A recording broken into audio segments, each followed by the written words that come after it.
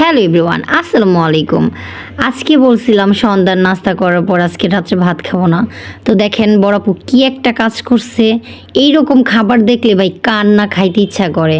আর আমি মাঝে মাঝে রাত্রের খাবারটা একটু অ্যাভয়েড করে চলি। বলতে পারেন ডাইট না, এমনিতেই একটু অ্যাভয়েড করে চলি। আর ওদের খাবার দেখা আমার লোভ লেগে গেছে, আমি সহ্য করতে পারতাছি না। তো বইসা পড়লাম। আর এখানে ছিল বড়পুর হাতের আমের আচার বানানো, গরুর মাংস ঝুরি ভাজা, বেগুন ভর্তা, ডিম ভাজা, একটা লেবু, পেঁয়াজ। ভাই এইগুলি দেখলে কারই না ভাই লোভ লাগে, আমার তো অবশ্যই লাগে।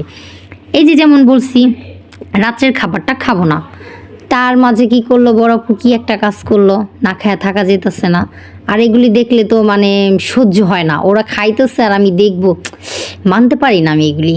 তো যাই হোক খাইতেছিলাম, বেগুন ভর্তাটা অনেক টেস্টি হয়েছে। বেগুন ভর্তাটা অবশ্য আমিই করছিলাম, তো লেবুটা ননে আরও বেশি ভালো লাগতেছিল খুবই। আর এই যে হচ্ছে ডিম ভাজা, ডিম ভাজাটা অবশ্য আমি অতিরিক্ত পছন্দ করি। এক প্লেট ভাত হইলে আমি একটা ডিম ভাজা দিয়েও খুব ভালো করে অনায়াসে খেতে পারি। কে কেমন করেন জানি না, পছন্দ কার কি। আমার তো অতিরিক্ত ডিম ভাজা পছন্দ। আর এখানে হচ্ছে গরুর মাংস ঝুরি ভাজা, এটা তো খুবই ভালো লাগে সবারই, এটা জানা কথা। আর এত মজা হয়েছে, এত টেস্টি হয়েছে ভাই, কিছু বলার বাইরে। আর কামড়ে কামড়ে পেঁয়াজ পরে ভুলে গেছিলাম, আবার কাঁচামরিচ নিছি। কাঁচামরিচ সাথে কামড় পড়লে অসাধারণ একটা, জাস্ট বলার বাইরে। আমার তো মানে খাইছি যে এত ভাল লাগছে। আর আমার মতো এইরকম পাগল কে আছে জানি না, মানে খিচুড়ি টিচুড়ি হলে। আর বড় আপু এমন এমন কাজ করে মাঝে মাঝে রাত্রে, হুটহাট করে ভাই এক একটা জিনিস করে। যাই হোক বড়াপুর কথা বললা লাভ নাই, বড়াপু কী করে মাঝে মাঝে বলতে বেসিক্যালি রাত্রে এরকম কাজগুলি করে, এমন এমন জিনিস তৈরি করে। আর বড়াপুর রান্না আসলে কি অনেক মজার, অনেক ভালো লাগে।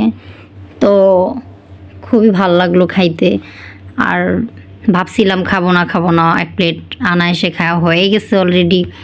কিসের কি, খুবই মজা হয়েছে। যাই হোক আপুকে অনেক ধন্যবাদ এরকম খাবার পরিবেশন করার জন্য, আর আমাকে এরকম দিনার দিন মোটু বানানোর জন্য।